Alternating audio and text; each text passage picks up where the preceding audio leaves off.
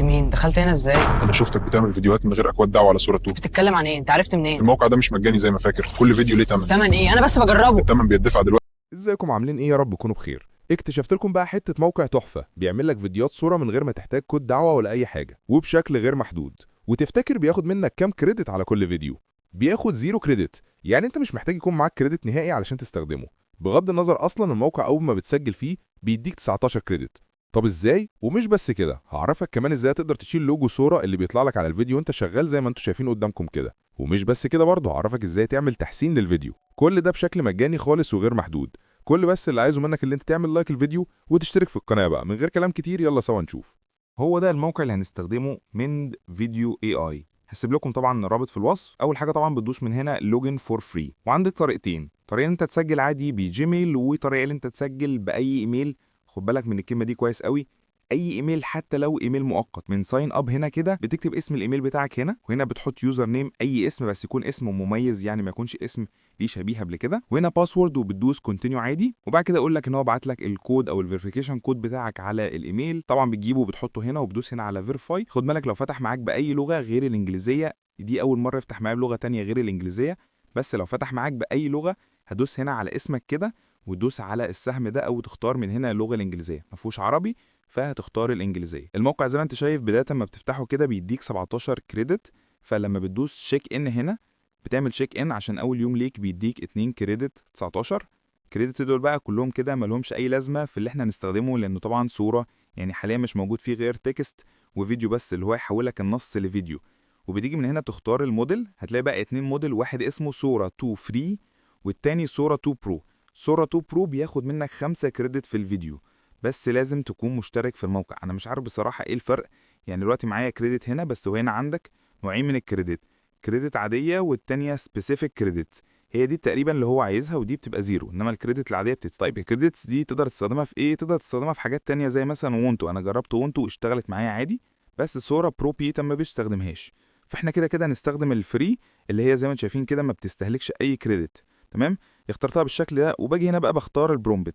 في هنا بقى للاسف فرقين مختلفين عن الصوره الاصلي، ان هو اول حاجه اقصى حاجه ليك هنا ان هو 10000 حرف بس تقدر تكتبهم. يعني متعرف بقى انت عشان تعمل برومبت اكتر من 10000 حرف بس، و18 حرف ده كميه قليله. طب اعمل ايه في المشكله دي؟ بسيطه، انا ممكن اروح لشات جي بي تي واقول له الفكره اللي في دماغي. يعني مثلا هقول له ايه؟ هقول له عايز اتنين شباب يهزروا مع بعض ويقولوا لبعض باللغه العربيه باللغه المصريه، تيجي نشوف مين يقدر يرن جرس باب ويجري، والتاني يقول له يلا ويرن جرس باب وتلعبوا. تمام، وهكتب له كده في الاخر تكون بالعربيه، وبشرط ان البرومبت بالكامل ما يعديش 1000 حرف، وادوس انتر. فعمل لي برومبت صغير بالشكل اللي انت شايفه ده كده.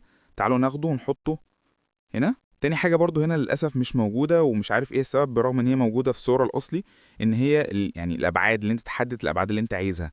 فهندوس على كرييت ونشوف هو يعمل لنا فيديو عامل ازاي. الفيديو تقريبا ما بياخدش وقت، بيخلص بسرعه جدا، خاصه في الاوقات اللي هي مش بتستهلك. لكن في الاوقات اللي عليها استهلاك كتير ممكن ياخد مثلا دقيقتين او 3 دقايق. تعالوا كده نشوف مع بعض الفيديو. مش تيجي نشوف مين يقدر يرن جرس الباب ويجري؟ يلا فيديو. انت بتتكلم جد؟ لا حول ولا قوة الا بالله، والله ما اعرف غير منك دلوقتي يا ابو حميد.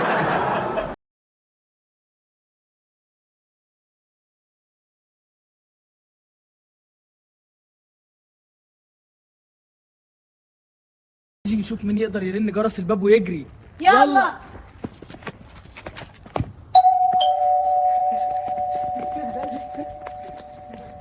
نيجي نشوف مين يقدر يرن جرس الباب ويجري. دي صراحه دم خبيه، بغض النظر عن ان انت الجرس ده مش رنين جرس، ده عامله زي الانبوبه بتاعت المفتاح بتاع الانابيب السباك بتاعته. طيب تعالوا برضو نجرب فيديو تاني كده، عشان بقى يعني ان انا بجرب لكم افكار كتير. تعالوا نعمل حاجه دراميه شويه مثلا. فهرجع برضو لشات جي بي تي في نفس الشات اللي احنا كنا شغالين فيه، ومثلا هقول له ايه؟ قلت له عايز مثلا ابني جالس في مستشفى جنب والده في مشهد درامي حزين، وانت بقى الف لي من عندك المشهد. وهندوس على السهم ده كده وهنحط النص كده، نشوف هيقدر يعمل لنا نص فعلا كويس ولا ايه. 180 اهوت، يعني ما عنديش 1000 حرف، وندوس على كرييت. وده الفيديو كده، تعالوا نتفرج عليه. انت هتبقى كويس يا بابا، صح؟ إن شاء الله يا ابني، خليك قوي. زي ما انت شايف كده الفيديو جميل جدا بصراحة، الشكل درامي والصوت ممتاز جدا. طب دلوقتي بقى تعالى هوريك ازاي تقدر تشيل اللوجو من على الفيديو ده. تعالوا نشوف مع بعض. هتخش على الرابط ده واللي هسيبهولك ان شاء الله في الديسكريبشن، ومش محتاج حتى ان انت تعمل ساين ان. هترفع له الفيديو بشكل مباشر من هنا، هرفع له مثلا الفيديو ده، ومن خلال علامة المربع دي بتحكم فيها كده مثلا على قد اللوجو، ما تكترش مثلا وتزود واحدة كمان في اللوجو، وبعدين تيجي هنا وتدوس على ريموف ناو، والموضوع هيبدأ يحمل معاك كده. تقريبا ما بياخدش منك دقيقة أو دقيقتين وبتلاقي الفيديو خلص.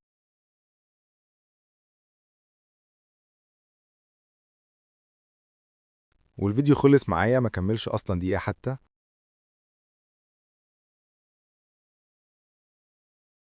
تعالوا كده نشوفوا بعد ما شال اللوجو هتخفي طبعا. نيجي نشوف مين يقدر يرن جرس الباب ويجري. يلا.